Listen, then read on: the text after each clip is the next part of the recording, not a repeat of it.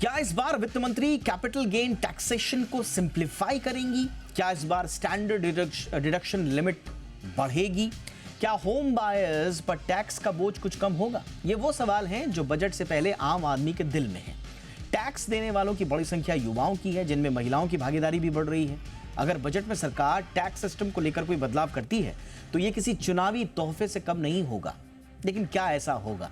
आज हम बात करेंगे बजट सीरीज के तहत चुनाव निकट कैसा बजट के पार्ट 3 में, यानी इस बार बजट में टैक्स से जुड़ी हुई कौन कौन सी बातें हो सकती हैं, टैक्स में कितना रिलैक्स।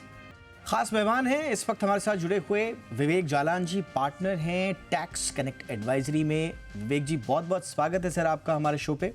सबसे पहले तो यही एक्सपेक्टेशंस की बात कर लेते हैं सर। और शुरुआत बड़े बुनियादी सवाल से कर रहा हूँ, टैक्स के मोर्चे पर कुछ होगा या नहीं होगा, एक्सपेक्ट करें या नहीं? इंटरिम बजट है क्योंकि जी, इंटरिम बजट है तो ये वोट अकाउंट होगा। किंतु हर वोट ऑन अकाउंट में भी जैसे 2019 की हम बात करें तो टैक्स की रियायत दी गई है और इस बार भी हमें उम्मीद है कि टैक्स की रियायत होगी।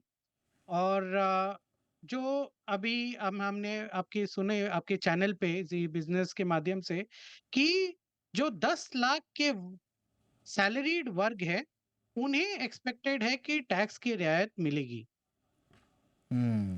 अच्छा, एक बड़ी डिडक्शन लिमिट जो है, टैक्स डिडक्शन एटीडी लिमिट को है, इस पर बड़ी बहुत उम्मीदों भरी नज़र से जो है आम आदमी देख रहे हैं। इसमें सर कुछ बदलाव आप देख पा रहे हैं? देखिए, दो डिडक्शंस होती हैं, 80C और 80D। हम्म। परंतु ये दोनों ही डिडक्शंस, 80C की जो डिडक्शन है वो इन्वेस्टमेंट के लिए होती है, जैसे आप LIC में निवेश करें या फिर आप स्टॉक मार्केट में लगाए तो 1.5 लाख की रियायत मिलती है।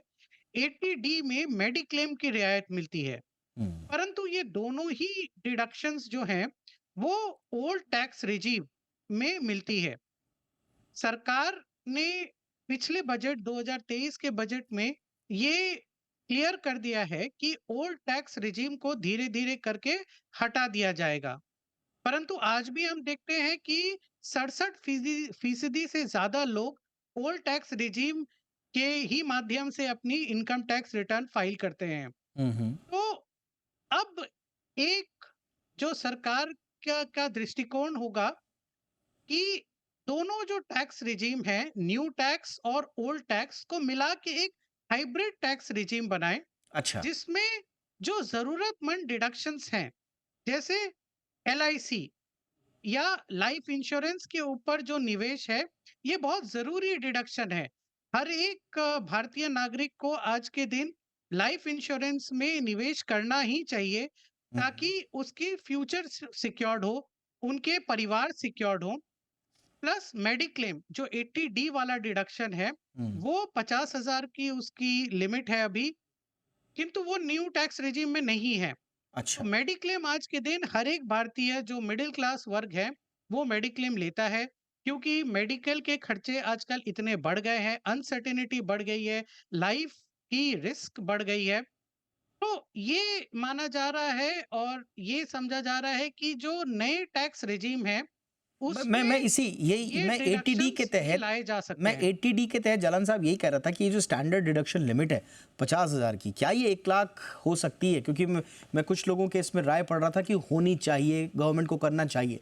तो क्या कर सकती है गवर्नमेंट?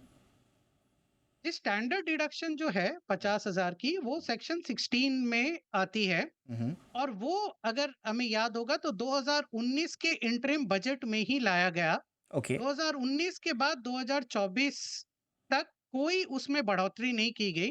हम्म। हमें ये समझना चाहिए स्टैंडर्ड डिडक्शन होता क्यों है। हाँ हाँ। स्टैंडर्ड डिडक्शन हमारे जो सैलरीड वर्ग है उनके छोटे मोटे खर्चे, ऑफिस आने जाने के खर्चे और छोटे मोटे खर्चों को कवर अप करने के लिए दिया जाता है। अगर हम इन्फ्लेशन 6% भी माने हर साल, तो कम से कम स्टैंडर्ड डिडक्शन को 70,000 रुपए इस बार करना चाहिए। ये तो लास्ट ये रिवाइज मेरे उम्मीद ख्याल से, है स्टैंडर्ड ये डिडक्शन लास्ट में। रिवाइज कब हुआ था? 2019 में शायद ना? 2019 में वापस लाया गया था, बीच ओके। में हटा दिया गया था, 2019 में वापस लाया गया और तब से स्टैंडर्ड अगर आप डिडक्शन। इन्फ्लेशन का देखेंगे, तो स्वाभाविक रूप से 19 से लेकर एवरेज इन्फ्लेशन रेट अगर आप देखेंगे 3.73 टू 5.51% है। तो यानी कि इस तरह से लगभग ये स्टैंडर्ड डिडक्शन अगर आप 30% भी करते हैं तो 65 के आसपास हो रहा है। तो आप सही कह रहे हैं, 70 के आसपास तक करना चाहिए सर इसको।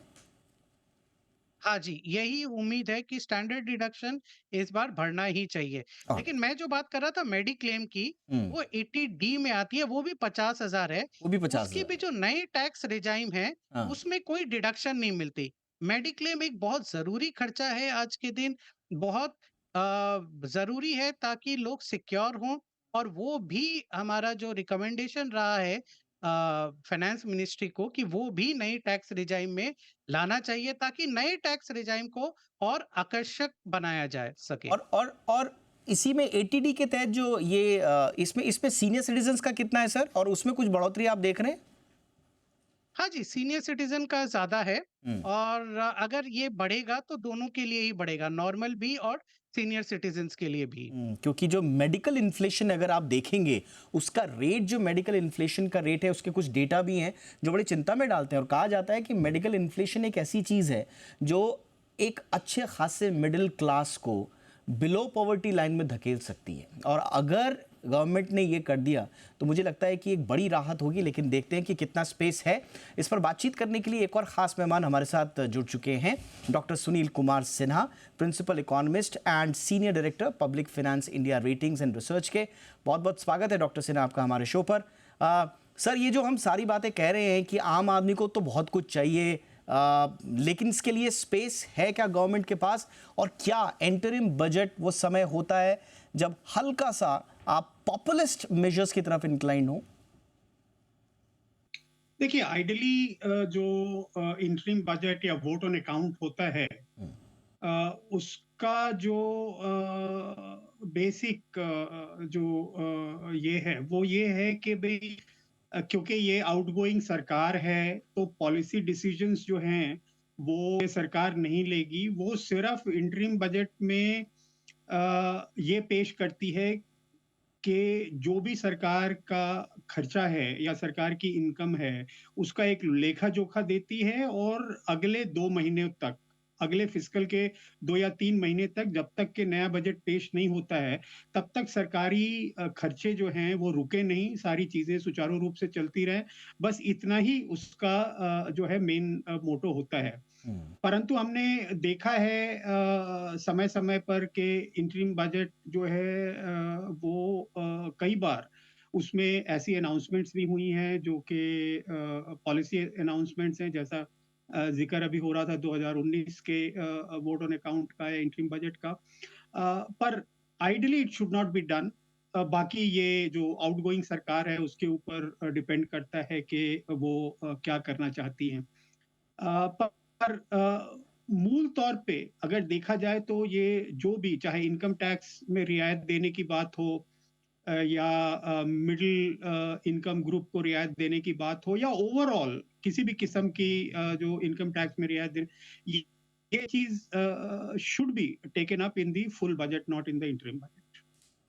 बट सर, डॉक्टर सिन्हा, कहा यह जा रहा है कि सरकार ने जो एक तरह से जो मोमेंटम बनाया हुआ है, स्वाभाविक रूप से, क्योंकि हमको ये बार बार नहीं भूलना चाहिए कि ये चुनावी साल है, और सरकार ने जिस तरह से एक मोमेंटम बनाया हुआ है, एक ग्रिप बनाई हुई है आम वोटर्स तक पहुंचने की, दूसरे मोर्चों पर भी जो सरकार के अधिकार क्षेत्र में आते हैं, तो उसमें क्या ये एक बड़ा मौका मिस करना चाहेगी सरकार की? वो जो मोमेंटम बनाया हुआ है हमने, उसमें हम एक एक स्पेस छोड़ दें, विंडो छोड़ दें बजट वाली? देखिए, बहुत सारी चीजें तो इस चीज के ऊपर डिपेंड करती हैं कि जो लाइकली आउटकम है हम्म। पार्लियामेंट्री इलेक्शंस का वो क्या होगा। हम्म। ऐसे में अक्सर ये देखा गया है कि अगर जो पॉलिटिकल पार्टी इस समय पावर में है, उसको वापस पावर में आने की अगर उसकी संभावना ज्यादा है, हम्म। तो जाहिर सी बात है कि वो अगर आश्वस्त है, तो वो इस मौके का इस्तेमाल जो है प्रॉपर तरीके से करना चाहेगी, जो कि एक्चुअली जब नई सरकार चुनकर आती है तो वो जब बजट पेश करेगी तो फुल बजट में करना चाहिए। करेक्ट। और अगर वो सरकार आश्वस्त नहीं है, तो वोट या इलेक्शन के पर्पस से कई बार देखा गया है कि इंटरिम बजट में भी कुछ ऐसी अनाउंसमेंट्स होती हैं जो अदरवाइज नहीं होनी चाहिए। पर ये एक किस्म से प्रेरोगेटिव है जो आउटगोइंग गवर्नमेंट है उसका, कि वो उसको कैसे देखती है और कैसे करती है। बट कन्वेंशन तो यही है कि नहीं करना एब्सोल्युटली चाहिए। Absolutely sir. मैं वापस थोड़ा सा टैक्स पर आऊँगा, और जो एक्सपेक्टेशंस है एक आम आदमी की, एक बहुत ज़्यादा ये भी एक्सपेक्ट किया जा रहा है जालान साहब, स्टैंडर्ड डिडक्शन लिमिट पे हमने बात कर ली, लेकिन ये भी कहा जा रहा है कि एनपीएस इन्वेस्टमेंट पे जो टैक्स ब्रेक का अलाउ किया जाए 50,000 तक का, इंडिविजुअल कंट्रीब्यूशन जो है 50,000 तक का एनपीएस में अंडर सेक्शन 80 सीसी डीआईबी 1 भी शायद, वो tax regime but not under the new tax regime. तो क्या इसमें कुछ बदलाव आप देख रहे हैं? क्योंकि एनपीएस और साथ ही साथ में जो होम बायर्स हैं वो कहते हैं साहब टीडीएस से लेकर दूसरी जगह से हम पर एक्स्ट्रा बर्डन डाला जाता है, तो वो भी उम्मीद कर रहे हैं कि उस मोर्चे पर भी उनको मिले। तो एनपीएस और होम बायर्स, इसमें आप कुछ बदलाव देख पा रहे हैं सर? जी देखिए, एनपीएस अगेन मैं वही बताना चाहता हूँ कि जो नया टैक्स रिजीम है, यही सरकार का फ्यूचर का टैक्स रिजीम है। हम्म। अब ये उसमें ये सरकार ये चाहती है कि जो आम आदमी की ज़रूरत की चीज़ें हैं, जैसे एनपीएस, नेशनल पेंशन स्कीम, हम्म। तो सरकार ज़रूर चाहेगी कि हमारे जो भारतीय नागरिक हैं वो सिक्योर बने, उनका पेंशन सिक्योर हो और पेंशन को प्रमोट करना चाहेगी। तो वो उसकी बहुत आशा है कि वो नए टैक्स रेजिम में भी आएगी, 50,000 का जो डिडक्शन मिलता है एनपीएस में। हम्म। परंतु होम बायर्स होम बायर्स अभी रियल एस्टेट का जो हमारा है मार्केट पिछले 10 सालों में काफ़ी ग्रो किया है। तो होम बायर्स के लिए जो इंटरेस्ट का डिडक्शन होता है या होम लोन का जिसे हम कहते हैं डिडक्शन होता है, वो हो सकता है उसको सरकार डेफर कर दे, उसे अभी ना लाए, नहीं तो नया टैक्स रिजीम और ओल्ड टैक्स रिजीम में कोई डिफरेंस ही नहीं रहेगा। Okay, that is interesting. तो आप कह रहे हैं कि एनपीएस के मोर्चे पर, क्योंकि सरकार को भी पिछले कुछ इलेक्शंस में अगर आप देखें तो ओल्ड पेंशन रिजीम में जाने का एक बड़ा पॉलिटिकल जो है वो माइलेज जो मिलना चाहिए था विपक्ष को, वो मिलता हुआ दिखा था। हालांकि इस बार के चुनाव में तो इतना ही नहीं रहा, लेकिन जो हिमाचल प्रदेश का चुनाव रहा, जो तेलंगाना का रहा, और जहाँ जहाँ विपक्ष की सरकार है, उन्होंने ओल्ड पेंशन स्कीम को एक बड़ा हथियार बनाया था मौजूदा सरकार के खिलाफ। इसलिए पेंशन के मामले में सरकार थोड़ा सा जो भी इससे जुड़े हुए जो चीज़ें हैं उन पर फूंक फूंक कर कदम रखेगी, लेकिन कितना स्पेस मिलता है ये देखना बड़ा लाजमी होगा। एक आखिरी सवाल जो मेरा सर से रहेगा, डॉक्टर सिन्हा से। डॉक्टर सिन्हा, जो कल के हाइलाइट्स जो रहेंगे सेक्टर, वो क्या रहेंगे? सरकार के पास जो टैक्स कलेक्शन है वो काफ़ी हेल्दी माना जा रहा है। कैपेक्स की जो पूरी ट्रैजेक्टरी है सरकार का, उसमें ठीक ठाक रहा प्रदर्शन। अब सरकार के फोकस एरिया वो कौन से हो सकते हैं जिनमें कल सरकार एक मैसेजिंग भी करे और साथ ही साथ में ये भी बताए कि आम आदमी के साथ साथ इकोनॉमिक पर्सपेक्टिव से सरकार पूरी तरह से आश्वस्त है कि उनके हाथों में देश ठीक ठाक चल रहा है? देखिए, जहां तक इंटरिम बजट में कोई मैसेज देने का अगर सवाल है, तो मेरी समझ से सरकार जो मैसेज देना चाहेगी वो ये है कि अभी तक जो तमाम बजट सरकार ने पेश किए हैं और उन बजट में जो भी सरकार का फोकस रहा है, जैसा कि कैपिटल एक्सपेंडिचर जो है एक बड़ा फोकस था सरकार का, उसके अलावा जो है उन्होंने जो खास करके जो हमारे हाउस होल्ड्स हैं जो कि पॉवर्टी के नीचे हैं, तो उनको जो फ्री फूड ग्रेन्स देने की बात की है। तो जो कोशिश की गई है वो ये है कि एक तरफ जो है ग्रोथ मोमेंटम जो है वो बना रहे, और उसके लिए सरकार जो है रेवेन्यू एक्सपेंडिचर से ज्यादा कैपिटल एक्सपेंडिचर पे फोकस किया है, जिससे कि इंफ्रास्ट्रक्चर चुस्त दुरुस्त हो सके, हमारी सप्लाई लाइन बेहतर, सप्लाई जो साइड है इकोनॉमी की वो बेहतर हो सके, और उसका जो है जो पॉजिटिव इम्पैक्ट है वो इकोनॉमी पे पड़े। पर साथ ही साथ ये है कि जिस किस्म का ग्रोथ अभी हम देख रहे हैं उसमें जो house holds lower 50% of the income bracket को बिलोंग करते हैं, उन्हें उसका पूरा फायदा नहीं मिल रहा है। ये फायदा जो है वो ज्यादातर उन लोगों को मिल रहा है जो अपर 50% ऑफ द इनकम ब्रैकेट में। ओके। तो ऐसी स्थिति में जो लोग इस ग्रोथ का पूरा फायदा नहीं उठा पा रहे हैं, उनको भी प्रोटेक्ट करने की जरूरत है। और जो एक सामंजस्य बनाने की कोशिश की गई है पिछले बजट में कि एक तरफ ग्रोथ और दूसरी तरफ इक्विटी, इन दोनों को बैलेंस किया जाए, तो मेरी समझ से सरकार इसी चीज को एक बार फिर दोहराना चाहेगी कि जहां तक ग्रोथ का सवाल है वो हमेशा हमारी प्रायोरिटी है, बट साथ ही साथ हम इस चीज को भी अनदेखा नहीं कर सकते हैं कि जो ग्रोथ है वो इक्विटेबली डिस्ट्रीब्यूट ना हो, खास करके उन सेक्शंस में जो कि इस ग्रोथ का पूरा लाभ नहीं उठा पा रहे हैं। तो ये मेरी समझ से एक बैलेंसिंग एक्ट जो अभी तक सरकार करती रही है वो इस बजट में भी करेगी, और वही जो है उनके लिए मेरी समझ से सबसे बड़ा मैसेज जो है वो बजट का होगा। एब्सोल्युटली सर, आपने बिल्कुल सही कहा। सरकार कम से कम इंटेंट अपना दिखाएगी कि जिस ग्रोथ मोमेंटम को बरकरार रखने की कोशिश वो कर रहे हैं, या जो उनके जो प्रोजेक्टेड जो नंबर्स हैं उन तक पहुंचाने में देश को आश्वस्त करें कि सब कुछ ठीक ठाक है ग्रोथ के मोर्चे पर। लेकिन जहां असली फ़ायदा रियायत पहुंचनी चाहिए वहां भी कुछ पहुंचाने के लिए एक मैसेजिंग की कोशिश ज़रूर की जाएगी। तो कुल मिला के देखते हैं किस तरह का बजट कल होगा। बहुत बहुत शुक्रिया आप दोनों का वक्त निकालने के लिए। Doctor Sinha, thank you so much sir. Jalan साहब, बहुत बहुत शुक्रिया आपका इस महत्वपूर्ण मुद्दे पर बातचीत करने के लिए।